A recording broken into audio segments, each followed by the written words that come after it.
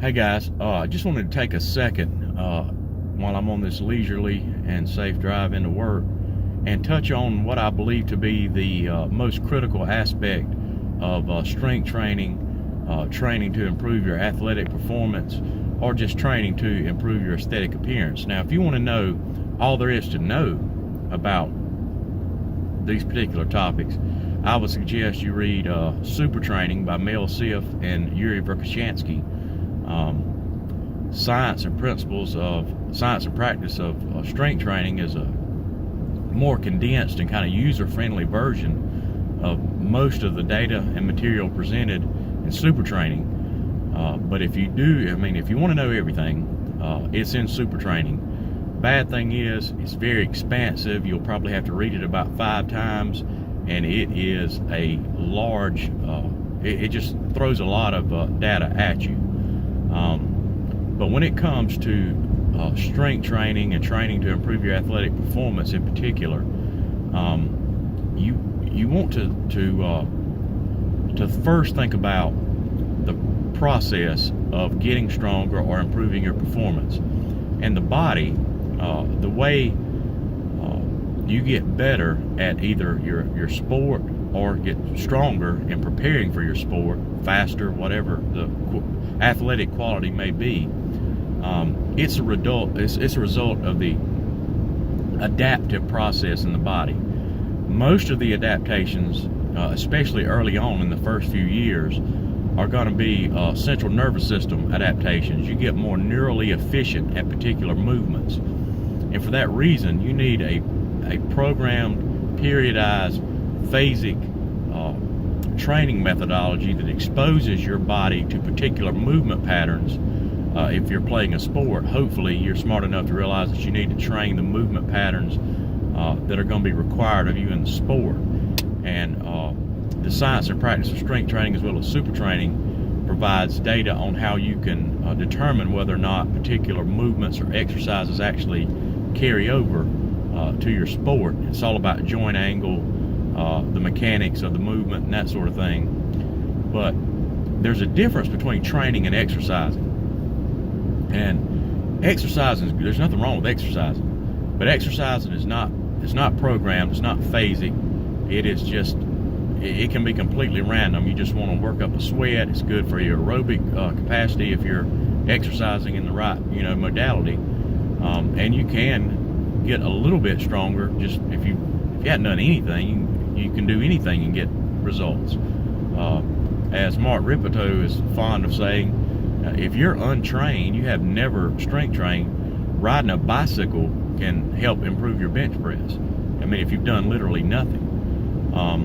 And that's what I think most people miss the point. Just because something is hard or you get sore from something doesn't necessarily mean that it's an effective or an optimal way of getting better.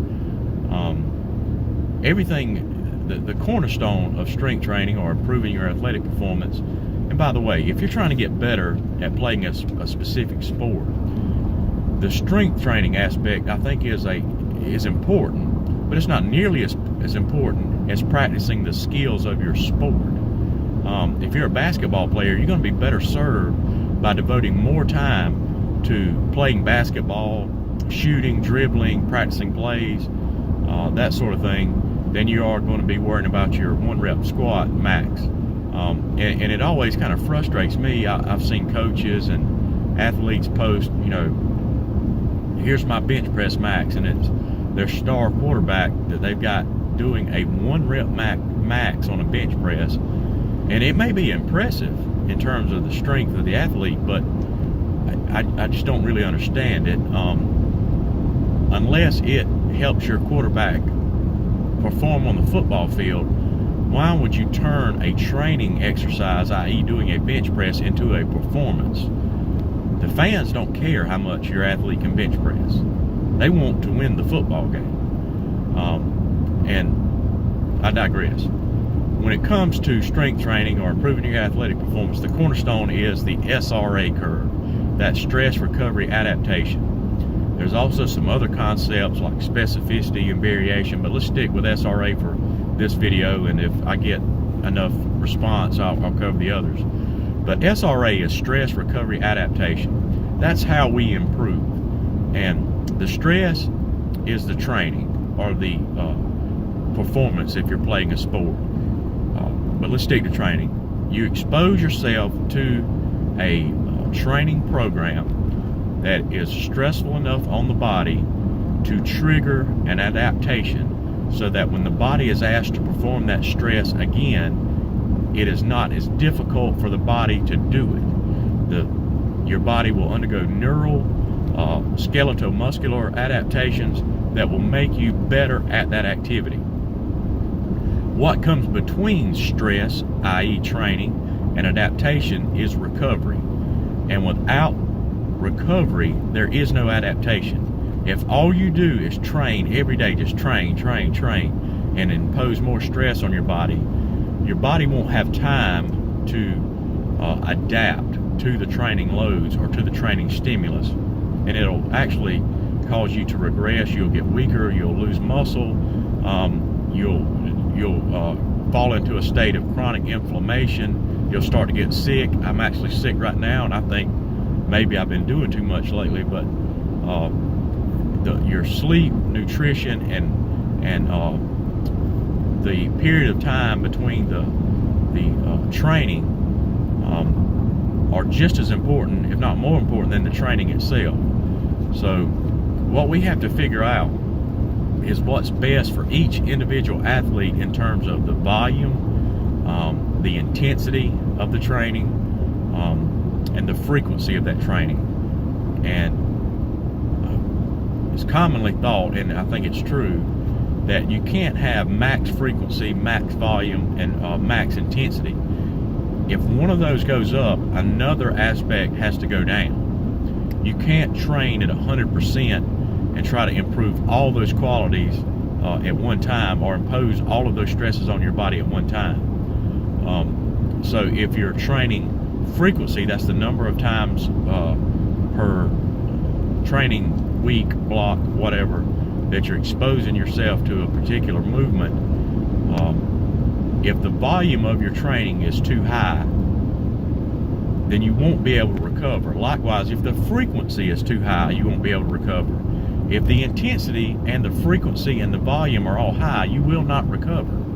So it's like whack-a-mole. As one goes up, the other has to go down at a commensurate rate to allow for the adaptation to take place.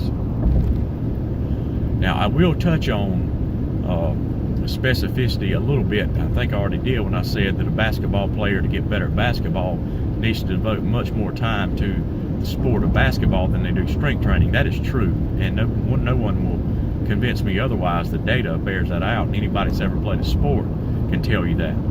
But when it comes to specificity, the more complicated or intricate or technical the movement pattern is, the more frequency needs to be taken into account. There's some professional golfers that if they don't play, 36 holes of golf a day, or at least 27 holes, their swing will begin to deteriorate. The less technical the movement is, some movements you can just perform them one time and you've got it for the rest of your life. An example might be riding a bike. Now, if you go 20 years without riding a bike, it may take you a few minutes to get the hang of it again, but your neural system is such a simple movement, your central nervous system will remember that and be able to accomplish it even with a long layoff. But anyway, I just wanted to start out by talking about stress recovery adaptation. If you like this, give me a like, and I'll put something else. I'll get it a lot more detailed. I'll get as detailed as you want. SRA, Stress Recovery Adaptation. And by the way, your body can't differentiate between the stress of a hard training session and life stressors such as a tough day at work, a very challenging job, problems in your personal relationships. So if you're having a knockdown drag out with your spouse every night, you're probably not going to get optimal training results, because the body's going to respond to that stress just as it would any other stress imposed. Your body doesn't have like a meter that says, okay, I can handle this much stress in my personal life, this much stress in my athletic life, this much stress in my work life. It doesn't work that way. You have a threshold for stress above which your body cannot recover. But anyway, the key to getting better is to figure out how frequent, how intense, and how much volume of training can I recover from to accomplish the adaptations in the most optimal manner. And if your coach has football players, basketball players, track and field athletes on the same training program, you need to find yourself a new coach. They may do some of the same movements, but they should not be done at the same intensity, frequency, and certainly not at the same volume. Remember, if you want to be better at a sport, utilize movements in a training program that will transfer and carry over into the activities that you're going to be performing in your sport. Don't lose sight of the goal by getting too focused on the process of getting to that goal. Don't get carried away worried about what your 1 rep max bench press is if you want to be a better basketball player. You're not trying to be the best at exercising until you get old and beat up like me, and then you can worry about just getting stronger for the sake of getting stronger with a barbell, just to compete with yourself or whatever your reasons may be. But hope you guys caught on. I got off on some tangents there, which is just what I do. But I hope it helps somebody. Thanks.